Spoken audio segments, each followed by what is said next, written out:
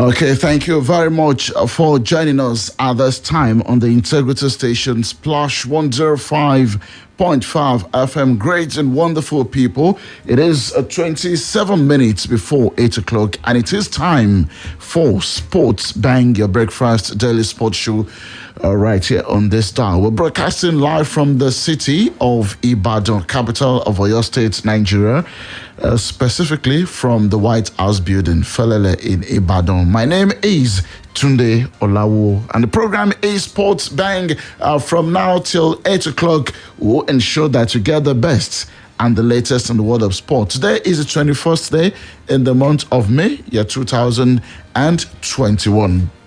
Well, you know how it is every Friday.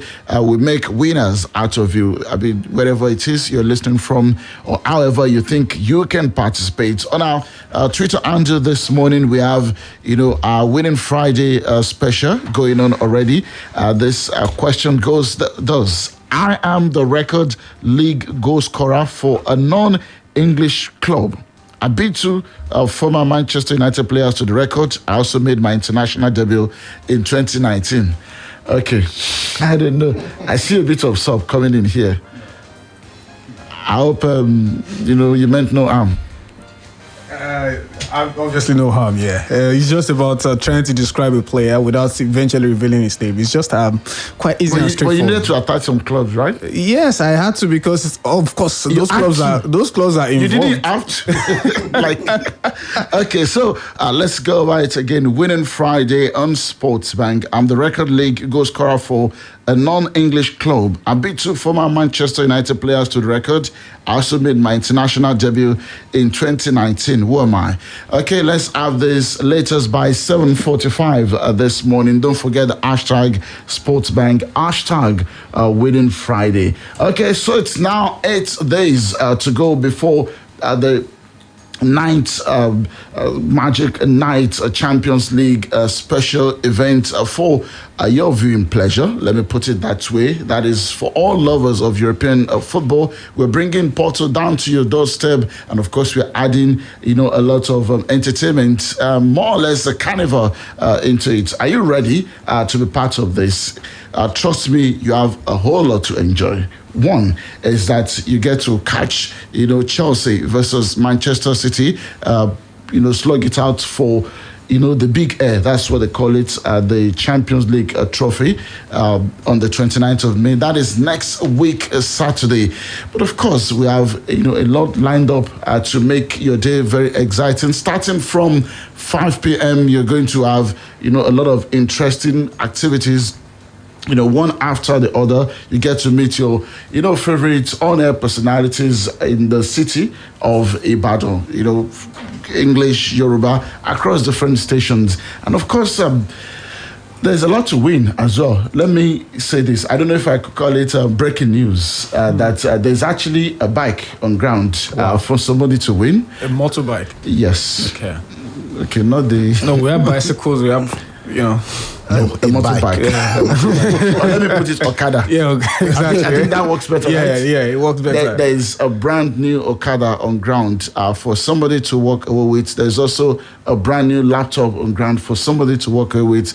There's home theater on ground for somebody to win, and of course TV. So maybe I should be flat screen. Okay, interesting. T's and C's are applied, right? Sorry? Terms and conditions. Can we win? That's where I'm going to. Only applies to you guys. Any other person can win. What do you mean applies to us? I don't get it. We are also going to be part of it, aren't we? Okay.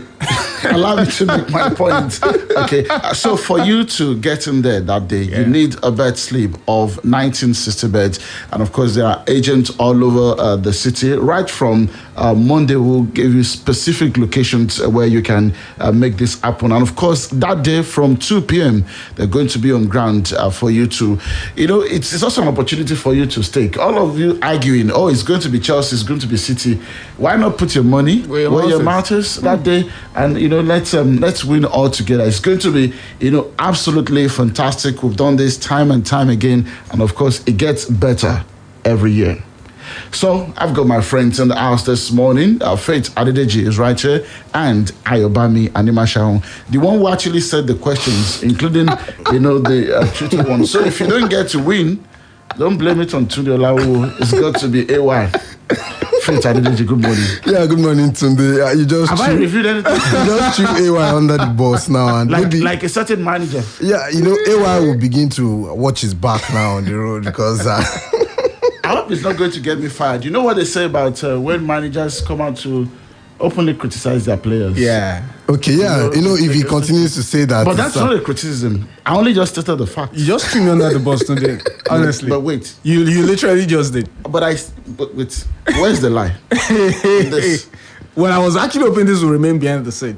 You just revealed this barely 8 days before the Magic Night. And I'm quite sure loads of people might even just cast their eyes for a minute away from the TV screen and start looking for UAY. So it's important to know this. Whatever we throw at you on the Magic Night, it's courtesy or no thanks to AY.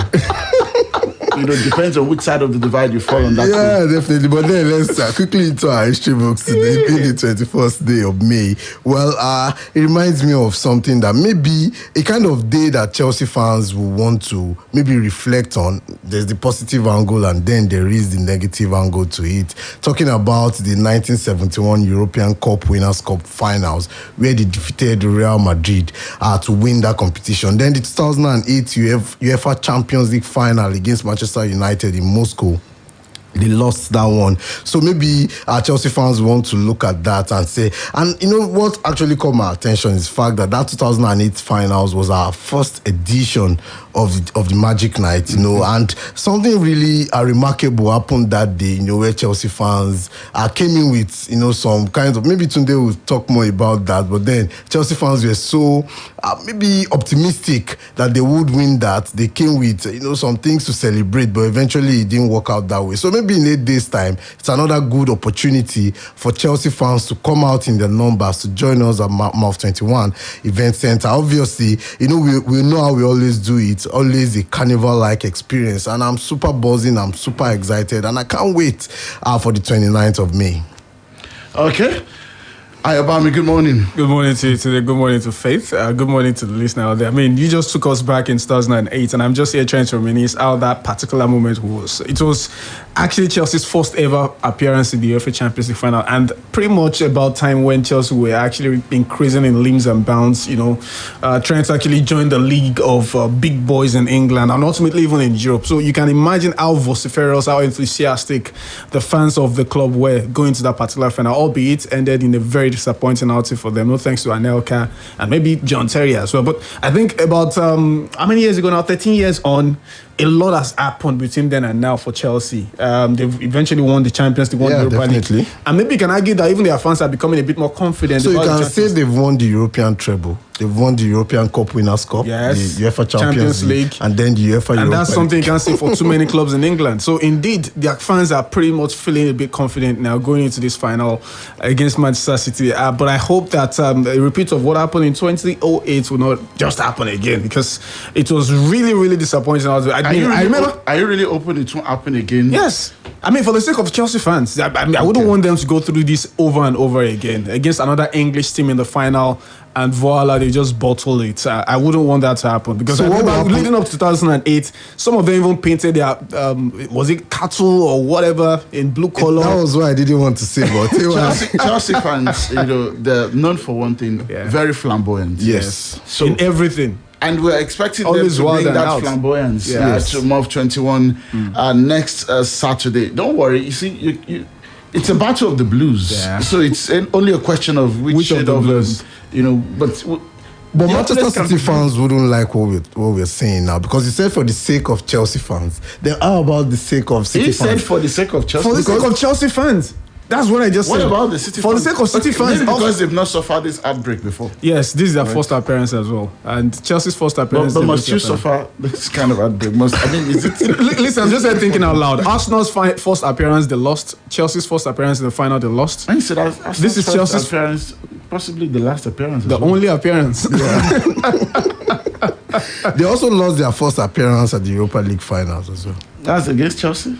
No, that was not even the The first. UEFA No, Cup. The UEFA Cup final. Cup, That was, I UEFA think, Cup. 1999 or thereabout, yeah. Against Galatasaray, right? Yeah. Okay. You should know better. It is what it is. Well, maybe we'll revisit this later. Quickly from the world of tennis, the BNP Paribas Open Tennis Tournament in India Wells, California, that was scheduled to be held in March, will now take place in October. The ATP said this on Thursday. The dual ATP WTA hard-court event was planned for March 8 to 21st, but was postponed due to COVID-19 concerns. The second consecutive year the tournament was impacted. The tournament could affect the Asian swing with events scheduled in Beijing, Tokyo, and Shanghai in October. Dominic Thiem and Bianca Andreescu are the defending champions at the India Wells. And on basketball, Nigeria's representatives in the Basketball Africa League Rivers Hoopers were condemned to 99 to 70 lows to U.S. Monastir of Tunisia in the second Group A game played at the Kigali Arena on Thursday. Former Toronto Raptors guard Ben Uzo and Chris Daniels both combined for 45 points